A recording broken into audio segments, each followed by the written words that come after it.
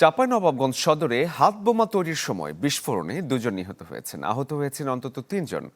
দর্শক, এই বিষয় নিয়ে আরো বিস্তারিত খবর জানাতে চাঁপাইনবাবগঞ্জ থেকে সহকর্মী আনোয়ার হোসেন আমাদের সাথে যুক্ত হয়েছেন। আনোয়ার, ঘটনার বিস্তারিতটা জানতে চাই আপনার কাছে।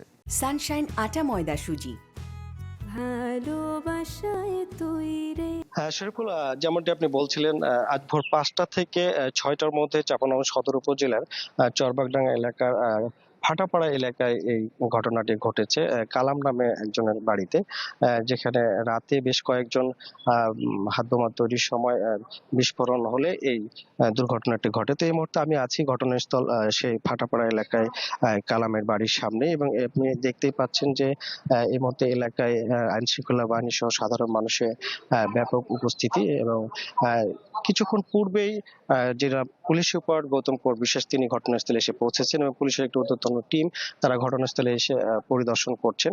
এবং এরপরে রাজশাহী থেকে ক্রাইম সিন ইউনিটের টিম আসার পর তারা আলামত সংগ্রহ করবেন এবং যে দুইজন ব্যক্তি মারা গেছে তাদের মরদেহ উদ্ধার করবেন। তবে পুলিশ এখন পর্যন্ত আমাদেরকে যেমনটি জানিয়েছে যে ঘটনায় যে দুইজন ব্যক্তি মারা গেছে ঘটনাস্থলে, তাদের পরিচয় এখন পর্যন্ত শনাক্ত হওয়া যায়নি। তবে যে ৩ জন আহত হয়েছে তারা এই ভাটাপাড়া এলাকারই, তাদের নাম পরিচয় শনাক্ত হয়েছে এবং তাদের অবস্থা গুরুতর হয় তাদেরকে রাজশাহী মেডিকেল কলেজ হাসপাতালে রেফার করা হয়েছে।